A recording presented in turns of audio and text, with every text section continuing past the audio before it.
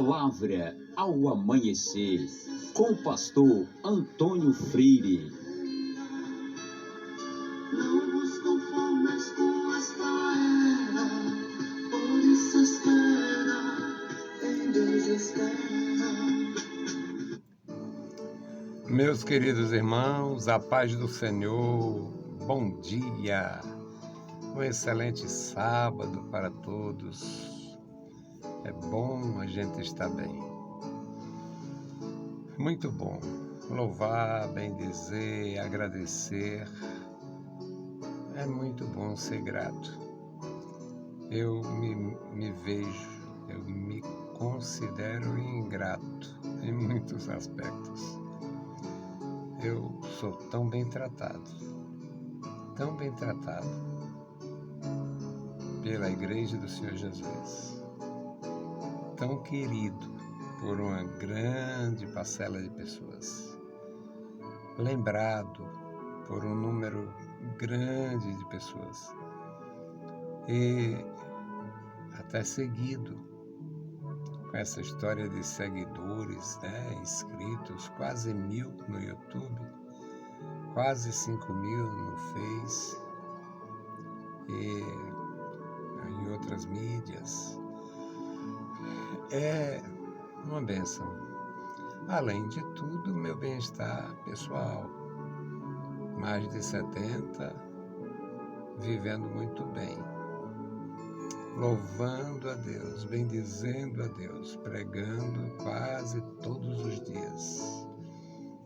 Pregando e ensinando. É uma maravilha, Merecer mesmo, eu tenho absoluta segurança que não mereço. Mas o Senhor disse lá no capítulo 43, se não me engana a memória, do profeta Isaías, ele diz, por amor de mim. É por amor de mim. Então, vamos continuar. Nossa leitura hoje é Marcos capítulo 9, versículos 30 a 35. Jesus fazendo tudo maravilhosamente bem, cheio da graça, cheio do poder, milagres grandiosos, inimitáveis. Não tinha como imitar os milagres de Jesus. Quem é que imita a ressurreição? Quem é que imita dar vista a um cego de nascença? Não tem. Eram milagres inimitáveis. Não dava para imitar Jesus. Então, com toda a grandeza, com toda a glória, com todo o poder, com toda a virtude de Jesus, ele queria, pelo menos momentaneamente, um segredo. Marcos 9:30. E tendo partido dali, caminharam pela Galiléia e não queria que alguém soubesse, porque ensinava os seus discípulos e dizia-lhes, o Filho do Homem será entregue nas mãos dos homens, e matá-lo-ão, e morto ele, ressuscitará ao terceiro dia. Mas eles não entendiam esta palavra e receavam interrogá-lo. E chegou a Cafarnaum, e entrando em casa, perguntou-lhes, que estáveis vós discutindo pelo caminho? Mas eles calaram-se, porque pelo caminho tinham disputado entre si qual era o maior. E ele, assentando-se, chamou os 12 e disse-lhes, se alguém quiser ser o primeiro, será o derradeiro de todos e o servo de todos. Infelizmente, a maioria dos cristãos, incluindo os pastores, são analfabetos de Bíblia. Porque se conhecesse isto aqui, não existia divisão de igreja, disputa, briga fratricida, não existia. Se conhecesse isto aqui, se acreditasse, primeiro deveria conhecer e depois acreditar. se acreditasse na palavra de Jesus, não havia disputa, não havia discussão, não haveria competição, não havia e não haveria competição. Então só me resta qualificá-los como ignorantes, analfabetos teológicos, analfabetos bíblicos. Anda com a Bíblia, lê para cá, lê para lá, lê um versiquinho, que eu abomino a história. Eu vou ler aqui para não ficar nas minhas palavras, eu vou ler. Aí lê um versículo, fecha e vai dizer bobagens. Eu abomino este comportamento. E suportei por mais de meio século. Continuo suportando. Resultado: na verdade, se acreditássemos nestas palavras gloriosas de nosso Senhor Jesus Cristo, minha igreja não seria palco, não seria um tatame espiritual para alguém estar ali dando golpe baixo. Não seria. A igreja não seria uma empresa de fachada, porque tem lá a placa igreja evangélica tal e tal. E dentro uma empresa macomunada, muitas vezes de mau caráter, sonegando impostos, porque a igreja em si não paga imposto, mas os líderes, as pessoas, devem pagar imposto. Eu gostaria de pagar muito imposto, o que significaria que eu ganharia muito dinheiro. Mas acontece que o sujeito recebe o dinheiro, recebe por baixo do pano, declara mentindo e ainda recebe devolução, ainda tem restituição. Então, não acredito na palavra de Jesus. Se acreditasse, não usava a igreja como uma fachada, não usava a igreja como um ringue, não usava a igreja como um tatame, não usava a igreja como um lugar de disputa. O Senhor Jesus será, de fato, meu guia até a morte. Não tenho problema com a morte. Eu brinco a respeito da morte. É claro que ainda, porque ainda não vi a coisa séria. Pelo menos ultimamente. Já passei por perto dela, ela passou por perto de mim. Mas acontece o seguinte. Eu gostaria até mesmo de dar um susto na morte. Mas acontece que o Senhor é meu guia até a morte. E Ele ensinava os seus discípulos. Ele, partindo de onde estava, na região da Judéia, foi para a Galiléia e não queria que alguém soubesse. Mas como é que esconde? Quem é que esconde o sol? Jesus é o sol da justiça. Como é que esconde as estrelas? Jesus é a estrela da manhã. Como é que esconde? Como é que esconde os astros? Não dá. E ele ensinava os seus discípulos a respeito da proximidade da paixão. O Filho do Homem será entregue nas mãos dos ímpios, nas mãos dos pecadores, e o matarão, e ele será realmente morto e sepultado, mas ao terceiro dia ressuscitará. Estas palavras feriam o coração sensível dos discípulos, mas eles não ousaram perguntar, questionar. Eles temiam, receavam interrogar. Como é que pode? Mas eles receavam. E como lá se dividia, um para cá, outro para lá, trabalhando, um na direção, outro noutra. Aí, quando entraram em Cafarnaum, chegaram em casa, quem sabe depois de muitas tarefas realizadas, aí Jesus diz, vem cá, Qual era o tema? O que vocês discutiam pelo caminho? Qual era a discussão de vocês no caminho? Eu, que não posso negar que sou um bom cearense, acho que eles murcharam todos. Eles murcharam, não deram resposta, eles conversaram ali,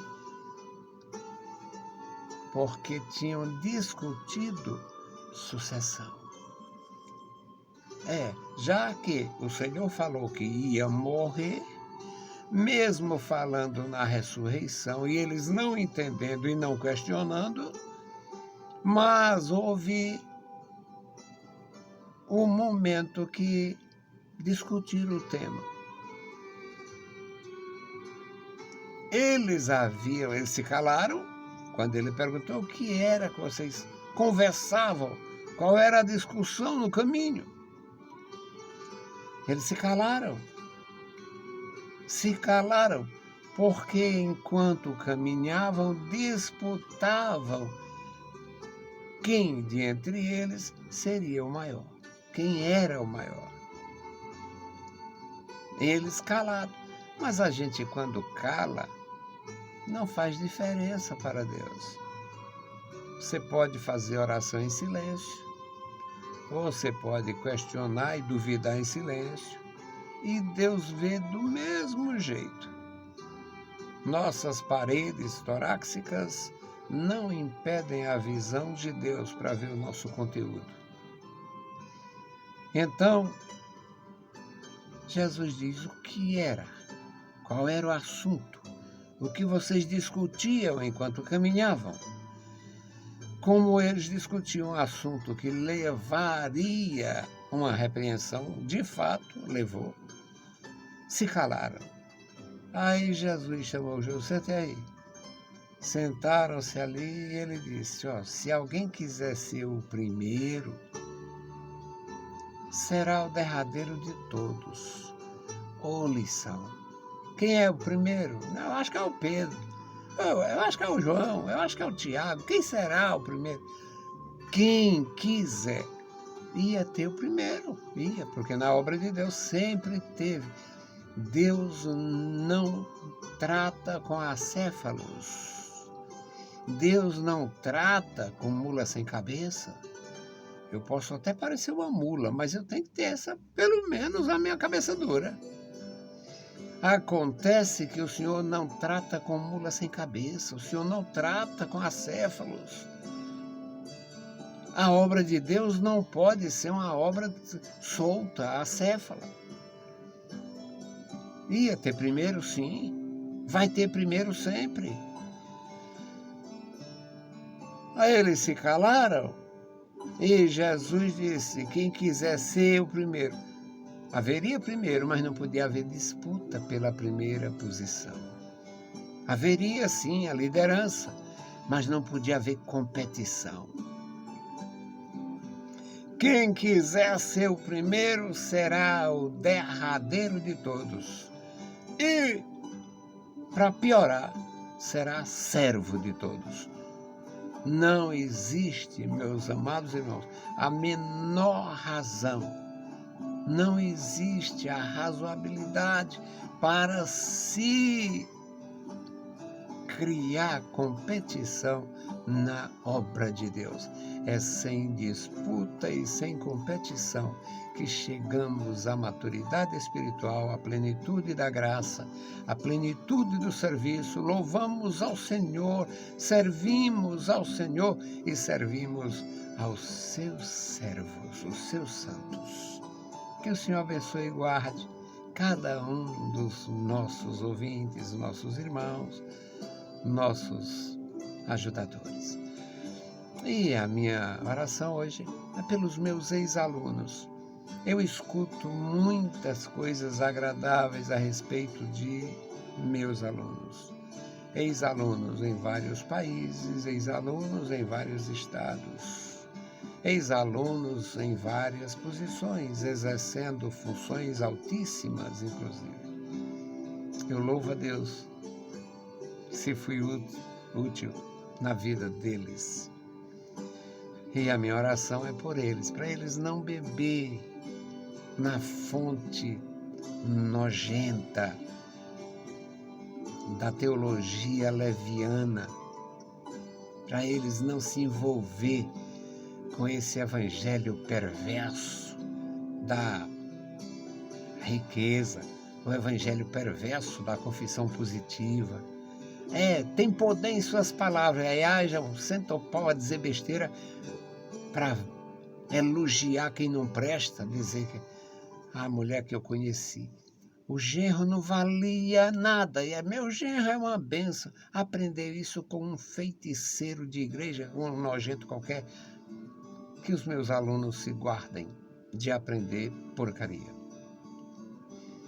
Bendito Deus, Pai Santo, Pai querido que está nos mais altos céus, te louvamos, bendizemos a Ti. Eu te louvo, Senhor, pela Tua bondade e graça. Eu te louvo, meu Senhor, pela minha oportunidade na Tua obra. Eu te louvo, meu Senhor, pelos meus amados irmãos. Eu te louvo pelos meus pastores, os pastores do meu histórico. Eu te louvo, Senhor, pela minha condição atual. Obrigado, meu Senhor. Obrigado, meu Senhor, pelos meus amados irmãos. Obrigado, meu Senhor, pela posição honrosa de hoje na Tua igreja. Ó Deus, onde não fiz nada em tempo algum, e Tu guardou para mim um lugar, Senhor, onde me sinto feliz, em casa, trabalhando, bendizendo a Ti, louvando, sendo útil. Pai querido, eu te louvo pela minha esposa, pela minha família, eu te louvo pela família de cada um dos teus servos. E agora te apresento, Senhor, os meus ex-alunos. Ó Deus, estenda a tua destra sobre os meus queridos irmãos e irmãs. Abençoa, guarda, sustenta, ajuda, alimenta, Senhor. Manifesta o teu grande poder na vida dos meus ex-alunos, ex-congregados. Amado Senhor, Deus bendito, Deus Todo-Poderoso, ouve a nossa petição. Em o nome santo de Jesus Cristo, nós te pedimos. Amém. Meus queridos irmãos, a paz do Senhor e bom dia!